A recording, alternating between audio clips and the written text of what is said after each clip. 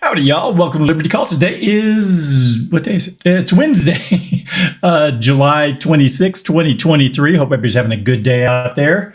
It's a little cooler here today. We've got a storm just came through and brought some cool air.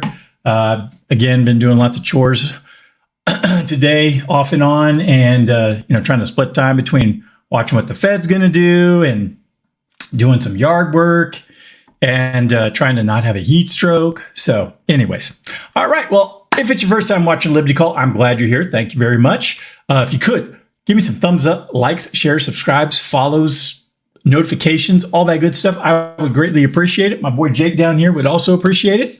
And let's go ahead and get into the numbers for today. Like I said, we did have a Fed decision. We'll get to that in a minute. Let's see how the markets finished off.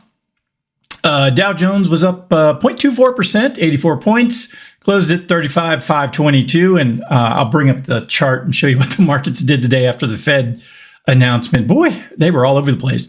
The S&P 500 was flat, up 0.02%, closed at 4568. NASDAQ was down 0.12%, closed at 14,127. The VIX fell 4.4% today. It's down at 1325. Canada was flat, up 0.05. Brazil was up 0.46, and Mexico up 0.84. Over in Europe, all right, here we go.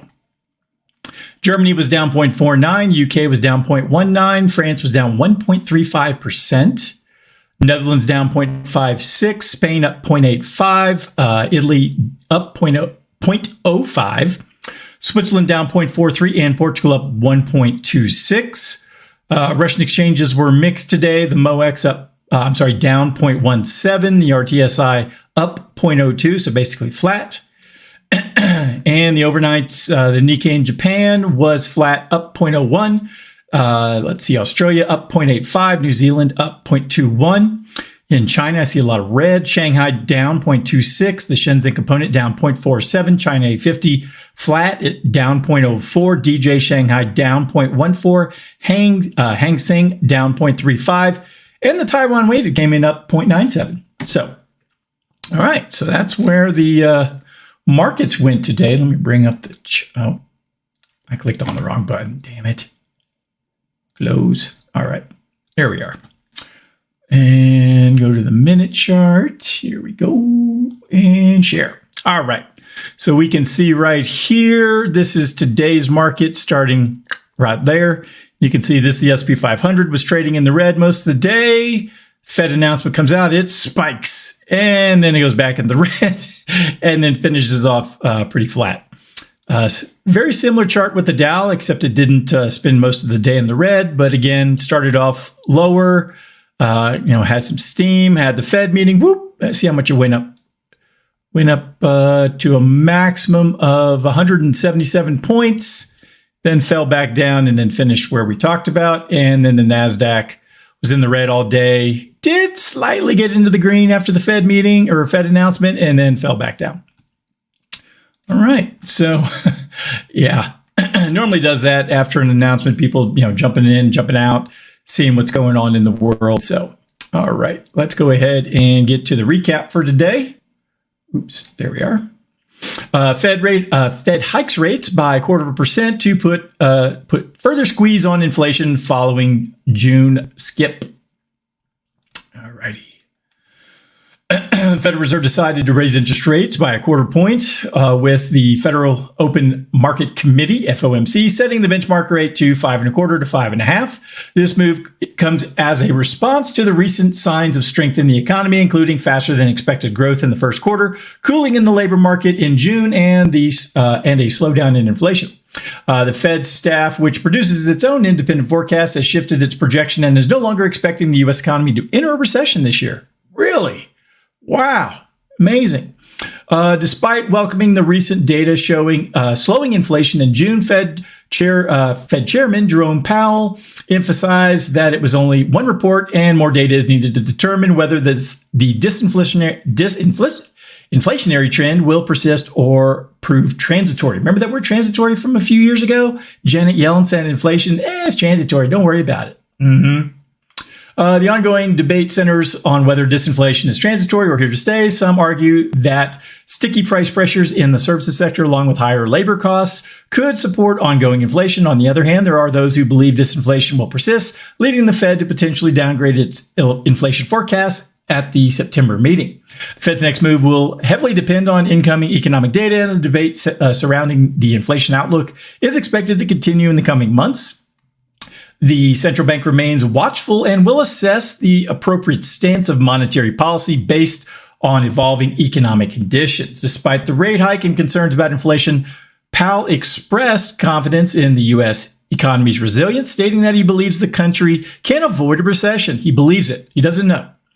As Fed closely monitors economic indicators, the real Fed funds rate, adjusted for near-term inflation expectations, is now in, quote, meaningful positive territory, end quote. The market will closely follow the Fed's subsequent actions and projections as they return from their summer hiatus in September. Wow, they get 2 months off. How nice.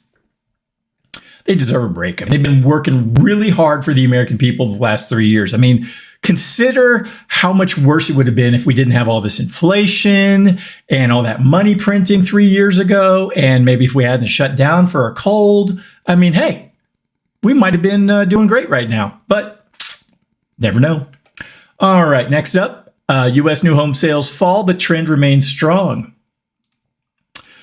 Sales of new single-family homes in the United States experienced a 2.5% decline in June, marking the first drop in 3 months. Despite the dip, the overall trend remained robust due to a severe shortage of previously owned homes, which is driving demand for new constructions.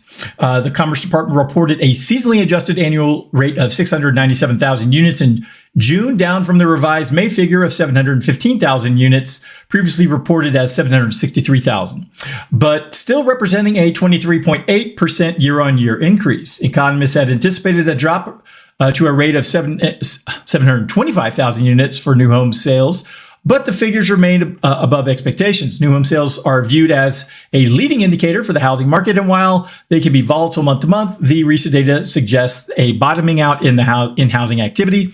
The 3-month average of sales has steadily been increasing since November of last year. The acute shortage of existing homes on the market is compelling potential buyers to seek new houses, driving up demand for home building. Furthermore, homeowners with mortgage loans below 5% are less inclined to put their properties up for sale, further constraining the inventory of existing homes. As a result, house prices are rising, even though they had previously been experiencing a decline during the higher mortgage rates, pushing buyers to the sidelines. However, while the housing market is stabilizing, rising mortgage rates and renewed house price appreciation could potentially delay a full recovery. The Federal Reserve is expected to raise, they already did the interest rate increase, and there are concerns that further signs of life in the housing market might prompt the central bank to increase rates even more, which some economists consider to be risky. They believe that the market may be enjoying a short-lived equilibrium, and this stability might be threatened in the face of economic uncertainties. In terms of regional variations, new home sales saw significant increases in the Northeast and the South, but declined sharply in the West and Midwest. The majority of new homes sold in June fell in the 300,000 to 399,000 price bracket, with the median new house price dropping by 4% to $415,400 from a year ago. As of June, there were 432,000 new homes available on the market, with the majority under construction. The supply of houses on the market increased slightly, leading to a 7.4-month supply at the current sales pace, compared to 7.2 months in May. All right. Well, isn't that awesome? So, I mean, yes, houses are more expensive because rates have gone up. So, but, there is also a shortage of houses and, people trying to move to certain places.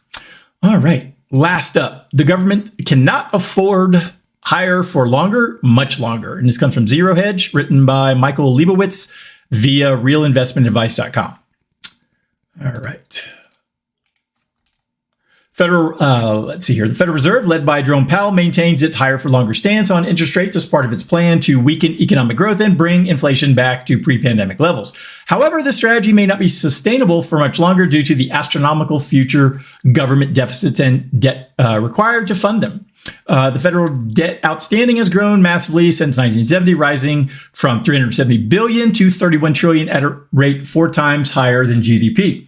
Lower interest rates have allowed the government to bridge the spending income gap with the effective federal interest rate shrinking from 8.5 down to 3 during this period. However, the recent surge in interest rates poses a significant challenge to the debt scheme, making it difficult for the federal government to afford the current interest rates. Higher interest rates threaten to increase interest expenses by over $200 billion within a year if the rate remains at current levels. The Treasury has been issuing new debt at higher interest rates than the old debt, leading to higher interest expenses, which is unsustainable in the long run. The government's increasing debt and deficit spending, combined with the recent rise in interest rates, necessitate lower interest rates to avoid an insurmountable burden of interest expenses. The Fed and government have no choice but to resort to lower interest rates in the future. Despite the challenges posed by rising inflation, the article argues that the Fed must extinguish inflation now and work to return interest rates to near zero levels, which would buy time for the Treasury to issue debt at a faster growth rate than the economy. However, this approach is seen as a short-term solution to a larger problem. Overall, the article suggests that the government and the Fed will likely need to shift their stance to lower interest rates in the future to address the growing debt burden and sustain economic growth. I don't know. I'm of the opinion that we've already gone too far, and it's just a matter of when it collapses, not if at this point. So, yeah, I'm not one of those people who believes that the U.S. federal government has much longer, and that's why these people in Washington are trying to keep it together and avoid it from falling apart, because they know that they're going to wind up getting walked to the gallows once it's all done. But that's just my own personal opinion. All right. Well, that's everything I had for today. If anyone needs anything from me, please go to dsafinancialgroup.com. All my contact information is there. I hope you have a wonderful evening, and I'll talk to you next time. Adios.